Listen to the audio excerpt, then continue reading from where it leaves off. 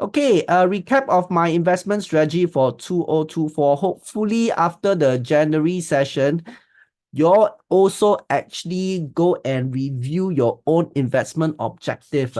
You know, the sad part about investing is this, after you invest for 20 years, you see your wealth don't grow. Okay, so that will be very sad. You know, time, I'm quite sure you all know this phrase, time bypass very fast. I'm actually doing this for my 13th year already. I also didn't expect I can do this for so long. I know some of you for 13 years already. So yes. So, you know, after 5 years, 10 years, you should actually see your wealth growth or you're one step closer to your objective. So very important.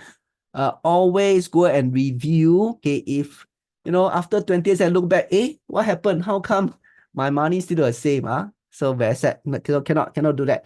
So in order for us to keep track, we always have to revisit our investment objective. So like you can see here, okay, nothing has changed.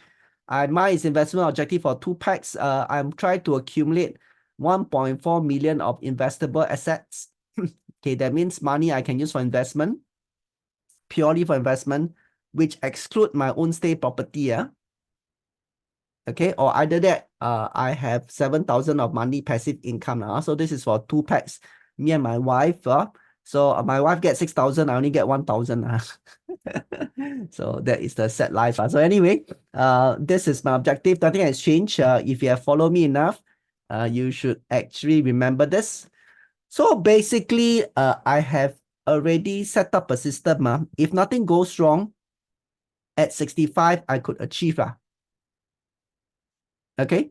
So CPF, if I hit the OERS, that means about 300,000 $300,000 in my CPF account at the age of 55. Okay, so I have 300,000, my wife have 300,000. We should have about $4,000 to $5,000 already by 65 years old. Okay, so we have another annuities. So that one will actually give us another $1,000 per month. And we have dividends. So this one will actually hit about 2,000. So that's how I actually get my 7,000. So if nothing goes wrong, I can just happily just buy my dividend stocks, accumulate my REITs portfolio, you know, just keep buying REITs every month, so on and so forth. I should hit this objective by the age of 65. Not a problem. So by the way, yeah, this one is my dream. Rental. I think I shared before. I always thought about rent out my current property. Then I become a nomad. Stay in Osaka 3 months, stay in Chiang Mai 1 month, stay in wherever places are out of Singapore, 1 month to 3 months period. I've checked, if you just go on Airbnb, which I've done, so $1,000 per month, you can actually stay in very decent condo in whatever cities. Of course, not in the right smack city center, but whichever city, okay, you should actually can get a very decent condo stay. So I was thinking if I rent out my place, maybe 5,000, 6,000, then I go and rent somewhere else 1,000, got 4,000, then I can achieve. But unfortunately, this one I haven't convinced my wife. Yep. So this is a dream. If not, if everything goes well, all I have to do is just buy REITs, buy dividend stocks. By 65, I hit my objective. So now I am a little bit greedy already. I'm 49 this year. Hopefully I look younger. The question I have is, can I achieve my 7,000 monthly earlier? Or hit my 1.4 million earlier before 65? Then I get it. Okay. So in this case, I have to focus a little bit more on growth stocks if I want to achieve. Also, this is my objective. Yes, there is a slight shift. So in the past, I was just very focused on getting dividend stocks, use dividend to roll. So it works. It's just that now I want to accelerate that process a little bit. So I want to focus a bit more of objective. So that's my objective. So anyway, feel free to ask any questions. Stop me anytime. You can just type onto the chat if you have any questions. Okay, so with this in mind, this shall be my stock instrument selection process. I have every month I have income coming in from work. Okay. So now the first thing is I will actually ask myself this question. Is there any opportunities for growth stock? Okay. So in the past was okay, no one part go into income stocks. 1 million part go income stocks. Then after that, I got money left, then I look at growth. Also now I actually switch a bit. Is there any opportunities for growth stock? So of course, if the answer is yes, then I'll invest in growth. Or if not, okay, then I'll just same just go back to income and yeah, eventually just focus on income. Okay, so of course I don't grow for the sake of growing. Doesn't mean I grow, just go and bet, make money, spend. No. So the whole idea for growth is to accelerate. Okay, help to increase my income. So there is a slight change to my the money distribution process right now. So now I look at growth first, then income. So in the past is income, then growth is anything pop up, then I look at it. Now I will actually more actively look for growth opportunities. Okay. Now, so the question here is this. Is there any opportunities for growth? Okay, okay, yeah, I think no choice. I have to show. I was thinking of asking question first. I was thinking of asking first, then give my opinion, but I think it's difficult. So this is what happened here. Okay. When you become nomad, will you still conduct? I think difficult. I think that the places I want to go, I'm not sure whether I still have the very good Wi-Fi. Oh, we shall see. We shall see. Maybe you can join me, Ravin, be a nomad together. Okay. Okay, so I'm actually more actively looking for growth. So of course, to me, the first place to look at is the US market. So down here, maybe you'll say opinion. I will actually want to see whether US market, is there any opportunity or not. So what I did was this. I actually look at the Dow Jones US market, and I realized that over the past 4 months, the market ramped up quite a bit. Okay, as you can see here, 20% over 4 months period. Personally, I thought it's a little bit too fast, too furious, and I'm actually expecting a correction at this point in time. So end of the day, nobody knows best. Nobody knows best. It's a function of risk. So it's always a function of the risk return. So to me now, the risk a little bit too high. I think that the probability of a pullback is actually there. Okay, of course I could be wrong. Okay, those who actually type 9 could be correct. But it's end of the day, it's always a question of, is this risk worth taking? So personally, I am not so keen to take this risk right now. Okay, personally. Okay, so same thing for you. Please don't take it at all. You mean don't take, means don't take. Okay? So maybe whatever that is risky for me may not be risky for you. If let's say, for example, you actually have certain other thoughts, or these are really money that you are willing to take high risk, yeah, maybe today's still a good opportunity. Okay. So it's that thought process that matter more. Okay, so personally, I want to be a bit cautious because I believe there's a pullback. However, this is the expectation. This is the prediction I have for US market for the whole year. So for those who actually came for my last month meeting, nothing has changed. I'm expecting the market to come down but ramp up again. So why is that so? Because if the market do come down, I believe the US will cut rate because they more or less said they're going to cut already.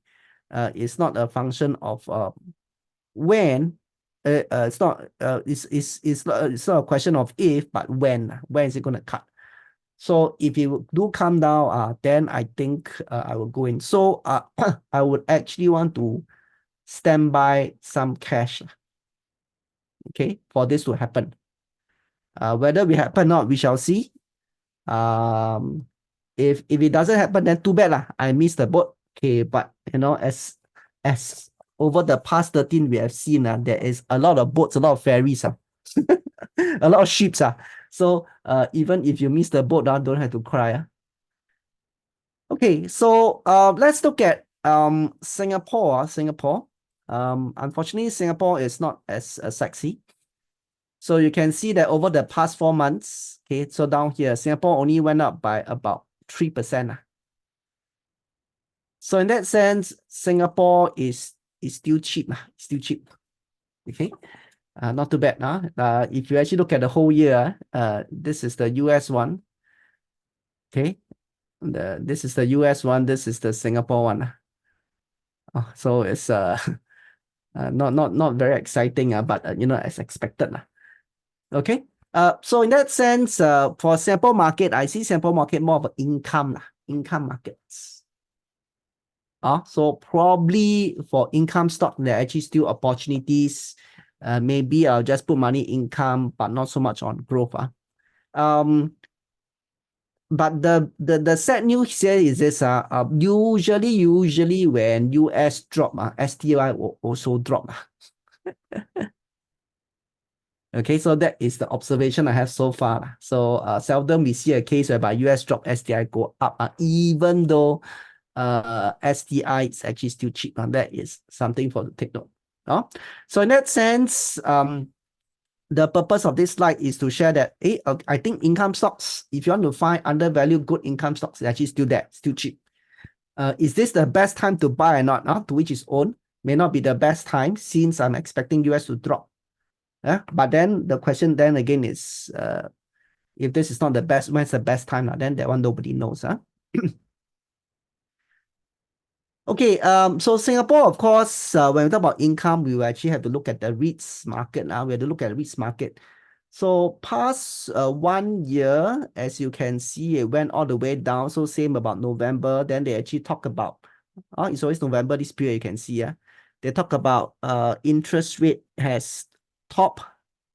Okay, the Fed rate has, reached its top, has stagnant. Very likely it will come down, also pump and all the way up. So I don't know why suddenly there is this turn. Maybe it's just a little pullback. Okay. But if you are in the opinion that the interest rate will come down, which personally I think is going to happen, I don't see why it's not going to come down, then REITs can be I think it's a very good timing. You don't have REITs price that is too expensive. It actually came down, and you have what they call that, a very good prospect for REITs. So in fact, I don't see why it actually turn down like this. Okay. But if you are looking for a perfect timing for REITs, so there's this chart that can help you. So I've actually shown this chart a lot of time. Hopefully you can remember. This is the USpread chart. USpread chart. The blue line is the REITs dividend yield. Okay. The yellow line is the bond yield. Yellow line is the bond yield. Okay. The green line is the difference between the blue and the yellow line. Okay. The green line is the difference between the blue and the yellow line. Okay. So I've talked this before. Hopefully you can remember. Now the question here is this. At which point in time, okay, we focus on the green line. At which point in time the REITs are actually considered cheap? Okay, maybe before that, ask a question.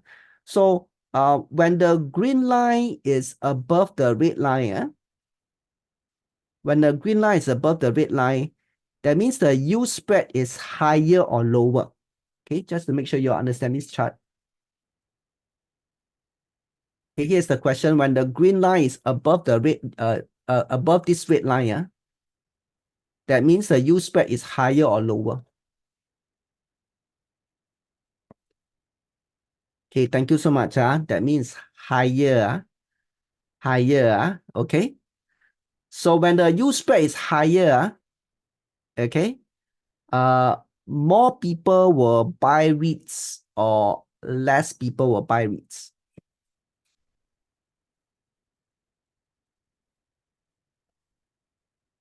Okay, so more people buy REITs. Okay, thank you so much. Thank you so much. Also, in fact, you can see the best time to actually buy REITs is, of course, when the the green line is above the red line. Okay, the green line is above the red line. That is the best time to buy REITs. Then people will start to come in. Oh, so when dividend is, that means the REITs are actually very attractive. So my point here is this, if you actually want the perfect moment to buy REITs, you wait for this green line to go towards the red line. Okay, then that is where that is the most ideal. Okay, that means the U spread, the green line is above the red line, the U spread is above the red line. That is the most ideal time to buy REITs.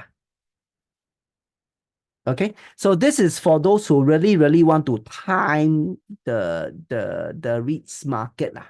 Okay, this is one tool you can use. Okay, don't get me wrong. I'm not saying that today is not a good time to buy REITs. No, I'm not saying that. I'm just saying for those who actually want that perfect moment. Okay, want that perfect moment to buy REITs. You actually wait for the green line to go above the red line. That means the U spread is at the highest. Then that is the most perfect moment. Okay, but of course, doesn't come very often. Okay. So okay, this one is not a related question. Okay, the yellow line is actually the bond yield, which is correlated to interest rate.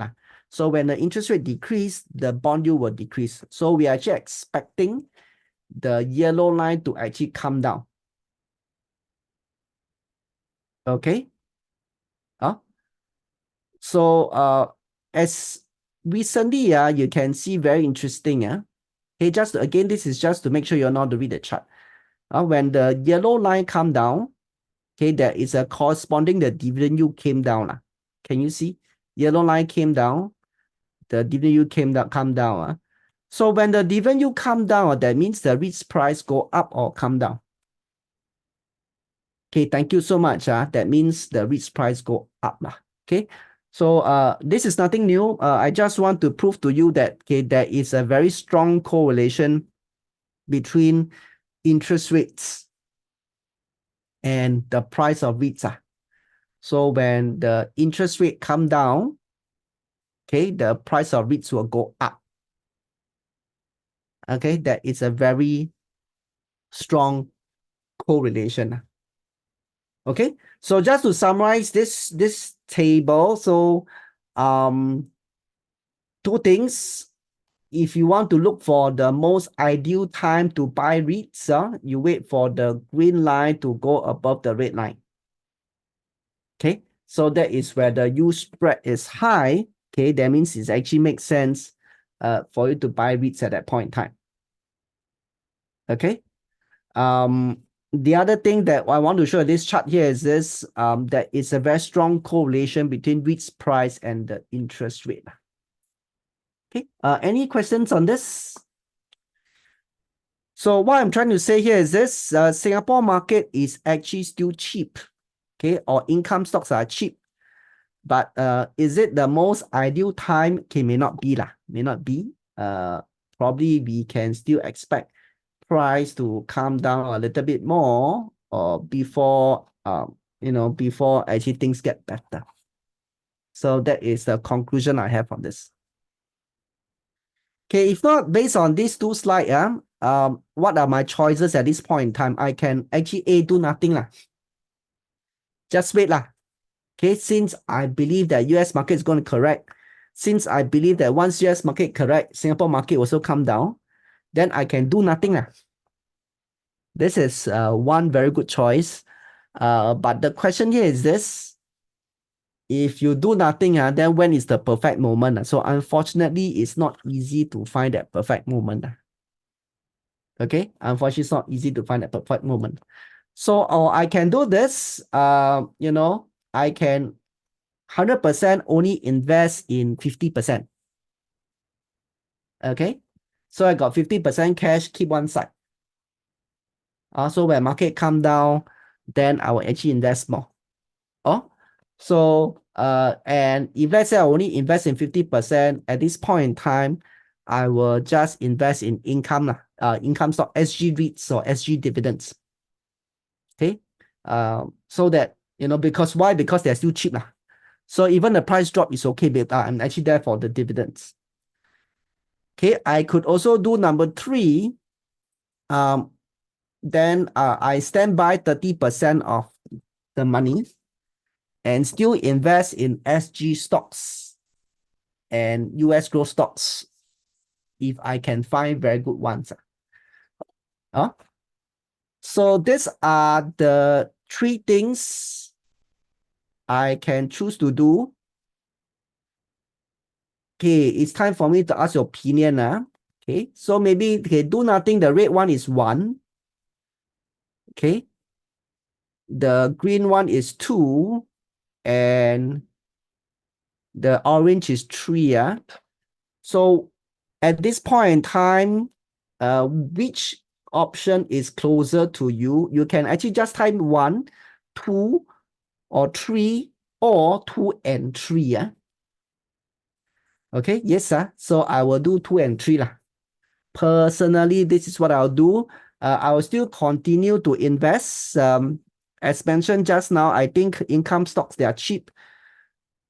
Personally, when I invest in income stocks, I don't really bottom fish. I don't really wait for the bottom. Why is that so? Because it's almost impossible, very difficult to find the bottom. If you wait, don't know wait until when. Okay. I'm actually getting dividends anyway. So why do I actually want to wait? Okay, the longer I wait, I'll be losing out dividends. Okay, as long as they are cheap, I'm okay to go in. Okay, but of course, since I know it's not cheapest, I'll only cap at 50%. Okay, so 30% I'll stand by. Okay, probably not today at this juncture, but once the market correct, then I get ready to put the money in for the growth stocks. Questions. So what I have done is, again, hopefully give you some thinking process of how you should decide what you should do now. Okay, buy or don't buy. You know, if you want to buy, is it 30, 50, 70, 90%? Okay, then, you know, should you actually buy into income stocks or growth stocks? So hopefully this actually gives you a framework. Again, like I said, everyone is different. Okay, don't have to follow exactly what I do. So a lot is my belief. Okay, it may or may not be correct. It's what you believe, and hopefully this framework can guide you. Okay, what is it that you need to do? Yep, this is what I do. As I mentioned, this is what I'm going to do. I will actually put 50% of my money in SG REITs and SG dividends. This one is, I'm happy to do it today if I can find something that I like. There are things that are quite cheap, quite okay. So I'm actually going to share the 2 SG REITs and 1 SG dividend stocks, which I thought is actually quite interesting. Then after that, okay, this one I'll actually find 2 stocks for standby. That means when the market correct, or unless it's a very compelling story, then I'll go in. Okay, so that's how I derive my 5 stocks for today. So today we actually talk about 3 income stocks and 2 potential growth stocks.